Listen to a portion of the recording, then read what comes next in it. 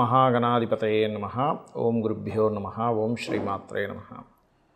అరుణాం కరుణాతరంగితాక్షీం ధృతపాశాంకుశపుష్పబాణచాపాం అనిమాదిభిరావృతాం మయూకైః అహమిత్యేవ విభావయే భవానీం. శ్రీమాత్రే నమః. ప్రేక్షకులకి ఆ లలితాంబిక అమ్మవారి యొక్క అనుగ్రహం పరిపూర్ణంగా కలగాలని మనస్ఫూర్తిగా కోరుకుంటూ మనం ఈరోజు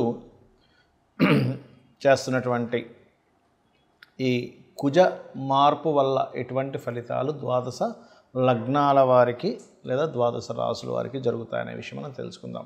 అందులో కొంత మంచి ఉంటుంది, కొంత జాగ్రత్త ఉంటుంది.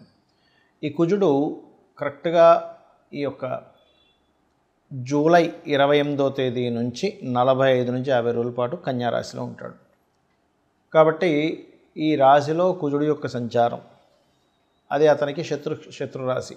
ఇలా శత్రురాశిలో ఉన్నప్పుడు ద్వాదశ లగ్నాల వారికి అద్భుతమైన యోగము ఉంటుంది, జాగ్రత్త ఉంటుంది.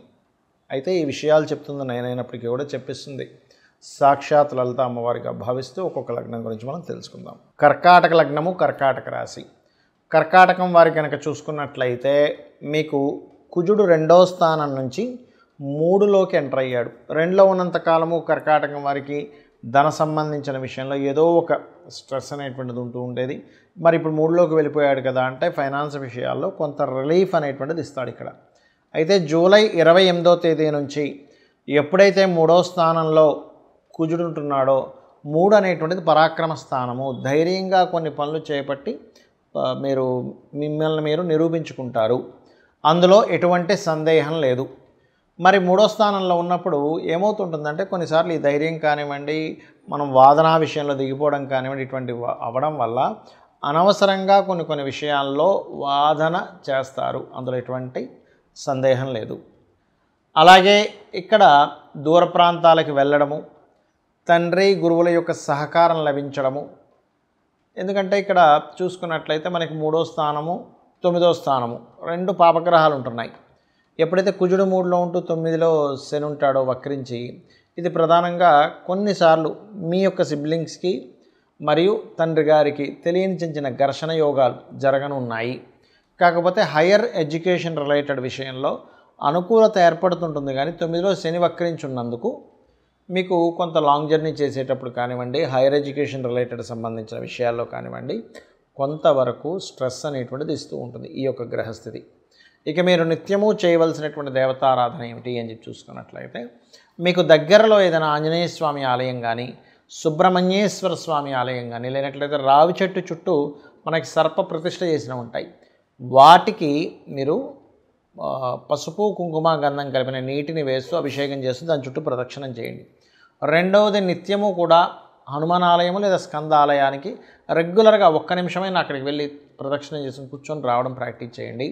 మీకు ఎటువంటి ఇబ్బంది కలగదు. అదేవిధంగా 3లో కుజుడు ఉన్నందుకు కొంత అగ్రెసివ్గా కొన్ని మాట్లాడుకుంటా ఉన్నాం కదా, దానికి లలితా సహస్రనామాల్లో ఓం కనకాంగద కేయూర కమనీయ భుజాన్వితాయే నమః అనే నామస్మరణ చేయండి, అనే విధాలు బాగుంటుంది. అయితే మరి కుజుడు కన్యారాశిలో సంచరించేటప్పుడు ఎటువంటి ఫలితాలు ఉంటాయి? ముఖ్యంగా ఇది సైన్యము పైన ఉంటుంది, బాగా గుర్తుపెట్టుకోండి. అంటే మన ఆర్మీ ఏదైతే ఉంటుందో, నేవీ ఏదైతే ఉంటుందో, అదేవిధంగా ఎయిర్ ఫోర్స్ డిపార్ట్మెంట్ ఏదైతే ఉంటుందో వారి విషయంలో, లేదా సెక్యూరిటీ రిలేటెడ్ డిపార్ట్మెంట్ రిలేటెడ్ అటువంటి వారికి కాస్త ఛాలెంజింగ్గా ఉండేటువంటివి, సడన్గా వాళ్ళ మీద ఏదైనా అటాక్స్ జరగడము, లేనట్లయితే వాళ్ళు బాగా తిరుగుబాటు చేయడము, అంటే ఆర్మీ పోలీసు ఏదైనా ఈ వెపన్స్ పట్టుకొని అటాక్ చేసేటువంటి వారివి ఇలాంటి సంఘటనలు ఎక్కువగా ఉంటాయి మన యొక్క ఈ కుజుడు కన్యారాశిలో సంచరిస్తుండడం వల్ల. అలాగే భూములకు సంబంధించిన విషయంలో ల్యాండ్స్ చూసుకున్నట్లయితే భూముల యొక్క ధరలు పెరగడం ప్రారంభమవుతాయి కుజుడు కన్యారాశిలో ఉన్నప్పుడు. అయితే ఇక్కడ భూ సంబంధించిన విషయంలో కొన్ని వివాదాలు కూడా ఏర్పడతాయి. అందులో ముఖ్యంగా రాజకీయ నాయకుల యొక్క ఇన్వాల్వ్మెంట్ వల్ల కావచ్చు, లేనట్లయితే గతంలో ఏదైనా గవర్నమెంట్ ఇది అలాట్ చేసేసింది మళ్ళీ తీసుకుంటున్నారు ఏంటనేటువంటిది గవర్నమెంట్కి ప్రజలకి భూ సంబంధించినటువంటి విషయంలో. ఎందుకంటే ఇక్కడ కన్యారాశి కానివ్వండి, వృషభ రాశి కానివ్వండి, మకర రాశి కానివ్వండి భూతత్వ రాశులు అంటారు. అందులో ఆ భూతత్వ రాశుల్లో ముఖ్యంగా రవికి కన్యారాశి మంచిదే, అందులో ఎటువంటి సందేహం లేదు. కాకపోతే ఎప్పుడైతే కుజుడితో కలుస్తాడో రవి, ఎందుకంటే మనకి ఇక్కడ ఎండింగ్లో కలుస్తాడండి, స్టార్టింగ్లో ఏం కలవడు. ఎందుకంటే మనకి జూలై 28వ తేదీ ఈయన కన్యారాశిలోకి వస్తే ఆయన వచ్చేసరికి ఆగస్ట్ ఆల్మోస్ట్ సెప్టెంబర్ ఆ టైంలో వస్తాడు. సెప్టెంబర్ 17, 16, 17 ఆ టైంలో రావడం జరుగుతుంది. కాబట్టి ఏంటంటే ఈ సమయంలో సెప్టెంబర్ ఆఖరి సమయంలో మాత్రం కాస్త ఈ గవర్నమెంట్ ఈ భూములకు సంబంధించిన విషయంలో కొన్ని ఘర్షణ యోగాలు ఇవ్వనున్నాడు అక్కడ. మరి ఈ కుజుడికి కొంతమంది కుజ సంబంధించిన విషయంలో కొన్ని రాంగ్ కాన్సెప్ట్స్ ఉన్నాయి. ఏమిటవి అంటే లగ్నం నుంచి, అది కూడా మీ లగ్నానికి శుభుడైతే ఎటువంటి కుజదోషం లేదు, పాపి అయి పాపగ్రహాలతో కలిసి ఉంటే మాత్రమే కుజదోషం. చాలామంది తెలియక దీన్ని లగ్నం నుంచి, రవి నుంచి, అదేవిధంగా చంద్రుడి నుంచి, శుక్రుడి నుంచి కూడా చూసేసుకుంటుంటారు. అలా చూడకూడదు కుజదోషాన్ని. కేవలం లగ్నం నుంచే చూసుకోవాలి. అది కూడా పాడైతేనే ఒక్కోసారి క్యాన్సిలేషన్స్ ఉంటాయి. అంటే కుజుడు శుక్రుడితో ఉన్నా, కుజుడు గురువుతో ఉన్నా, లేకపోతే కుజుడు ఉచ్చస్థితిలో ఉన్నా, కుజుడు ఉన్నటువంటి నక్షత్రాలు అనుకూలమైన నక్షత్రాలైనా లేనట్లయితే కుజ దశ రాకపోయినా సరే దానికి ఇబ్బంది ఉండదు. అలాగే మరొక విషయం ఏంటంటే కుజుడు కొన్ని లగ్నాలకు మాత్రమే పాపి, కొన్ని లగ్నానికి శుభ్రవుతాడు. ఏ లగ్నాలకు శుభ్రవుతాడంటే మేషము, కర్కాటకము, సింహము, వృశ్చికము, ధనస్సు, మీన లగ్నాలకు శుభుడు. మిగతా 6 లగ్నాలు ఏవైతే ఉంటాయి వృషభ, మిథున, కన్య, తుల, మకర, కుంభ లగ్నాలు పాపవుతాడు శని, కుజుడు. కాబట్టి ఈ పర్టికులర్ లగ్నాలకు మాత్రమే మీరు చూసుకోండి ఏ లగ్నాలకు శుభుడవుతాడో, ఏ లగ్నానికి పాపవుతాడు. ఇందులో మరలా ప్రధానంగా కుజుడు ఎక్కడున్నా దోషం అనుకుంటారు, అలా కాదు.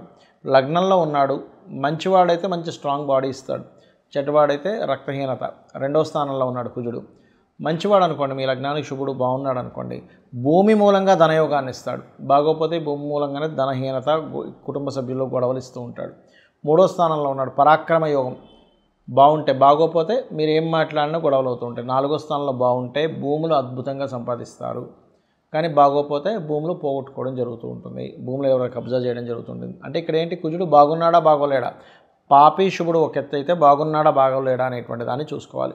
పంచమంలో ఉంటే సంతానం వల్లే వీళ్ళకి భూములు రావడం, సంతానం చాలా స్ట్రాంగ్గా ఉండడం జరుగుతుంది. అదే పంచమం పాడైతే అబాషన్స్, మిస్క్యారేజ్ జరుగుతూ ఉంటాయి. 6లో ఉంటే శత్రువుపై జయం ఉంటుంది. అదే 6లో ఉండి పాడైతే మాత్రం శత్రువులు ఎక్కువ అవుతూ ఉంటారు. 7వ స్థానంలో ఉంటే మాత్రమే వివాహ సంబంధించిన విషయం మీద, జీవిత భాగస్వామి యొక్క ప్రవర్తన మీద కోపంగా ఉండడం, ఇట్లాంటివి జరుగుతూ ఉంటాయి. బాగుంటే మరలా వాళ్ళు వచ్చినప్పటి నుంచి వీళ్ళ భూములు కూడా పెరుగుతాయి.